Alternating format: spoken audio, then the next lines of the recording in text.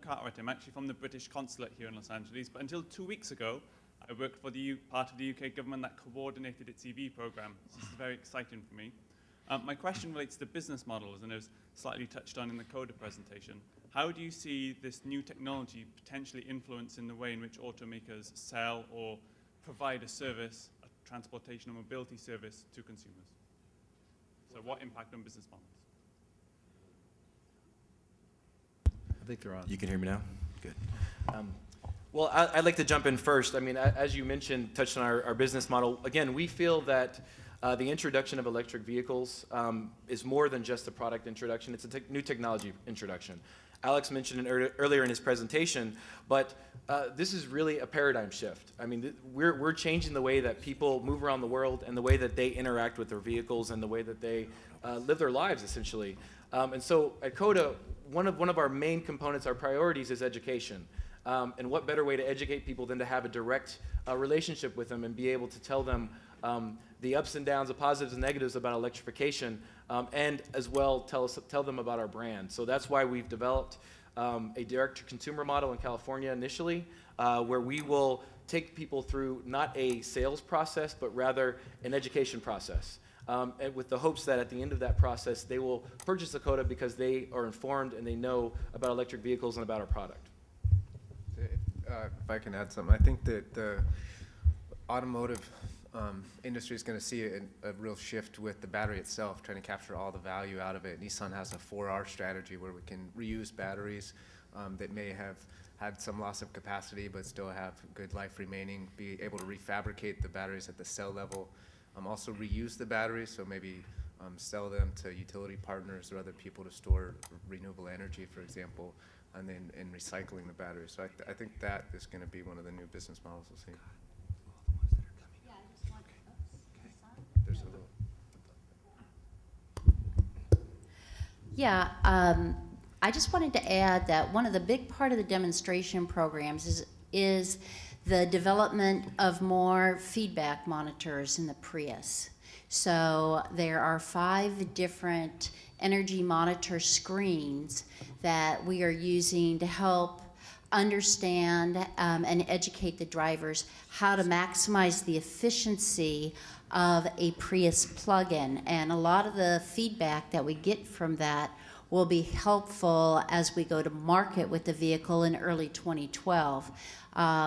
We have, on an ongoing basis with each generation of our Prius, received a great deal of feedback how important those energy monitors are to the drivers in terms of helping them drive and maximize their efficiency. So with these additional screens, these will help us to help educate the person as well as give them real-time feedback while they're driving a plug-in, so they can see exactly how much of their drive is on EV, how much of their drive is on hybrid, and they can also be able to manage the speeds that they're going to use so that they can drive up to 62 miles per hour in their EV mode, but depending on their length of their trip, they may want to use some of that EV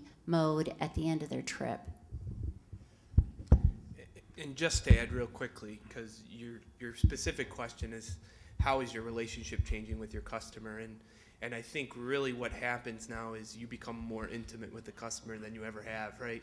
We went from, a dealership knowing exactly the corner guy, he's come down, he's bought cars from 30 years, to an internet model where somebody knows exactly what they come in and say, I want the 2B1T package, thanks.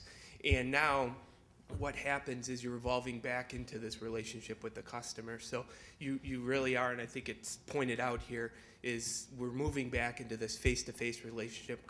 We're going to get real-time feedback and be able to push these into the vehicles. It's not just the vehicle anymore. This could be a couple visits into their home with third-party providers, with their utilities. As again, this is a system that needs to work for the customer. It's not just about a dealer and a customer. Diane? Hi, Diane Wittenberg with the EV Collaborative. 3 quick questions, and then I'll let all of you answer. First, for Nissan and GM, how many of your hand raisers are from California, percentage-wise? We're just curious about, how strong we are here. Secondly, just generally, how do you all deal with the fact that early adopters really want the cars and you need to avoid price gouging by the dealers, or at least, I don't know if I want to be so cruel as to say price gouging, but charging higher than MSRP? And thirdly, how do you all deal with the fact when somebody asks you, what's the relationship, or how much does it cost to drive in a purely electric mode versus gasoline mode? Given that gasoline prices vary, electric prices vary, how do you answer that question? Thanks. So I can start with our hand raisers. In California, we've seen about 1/3 of the nation in terms of number of reservations and hand raisers. So there's a lot of interest in Southern California and San Francisco for EVs.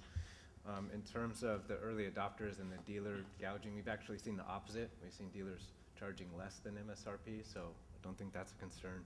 And then the price of electricity, we really try and direct people to talk to their utility, because it just varies so much across the country. We've done, kind of national average to show that it's about the quarter of the price if you're driving 15,000 miles a year. So our first answer is talk to your utility, because there's even a lot of EV rate incentives. I guess I'm second. Not as high as the third, but a little less. I think the volt value proposition certainly, because it is 40, 25, 50 miles worth of EV range, and then becomes essentially a hybrid after that for another 300 miles. You really can take advantage of. You can see we're more customers involved in it. So we've seen a little bit more consistent hand raisers across, even though California is certainly a little bit higher percentage. In terms of the price gouging question, likewise, nothing has jumped out at us yet. And certainly what we have seen with our launch regions are people are coming from out of state into early launch regions to be able to get their hands on a vehicle, which means we all got to be prepared. We can't just prepare launch communities. And likewise, a little bit different for us. Obviously, we do have both modes with gasoline and electric vehicles. And what you can compare for us is, I'll say it a little bit more bluntly, go online, check out Motor Trend, check out Popular Science. Those guys sort of, without GM sitting behind them, went out and sort of evaluated what their MPGs were and how much EVs. So Russell's right on. It's going to vary for every customer out there as to how much you're going to pay. But there's a lot of very aggressive EV time of use rates out there that customers will be able to take advantage of.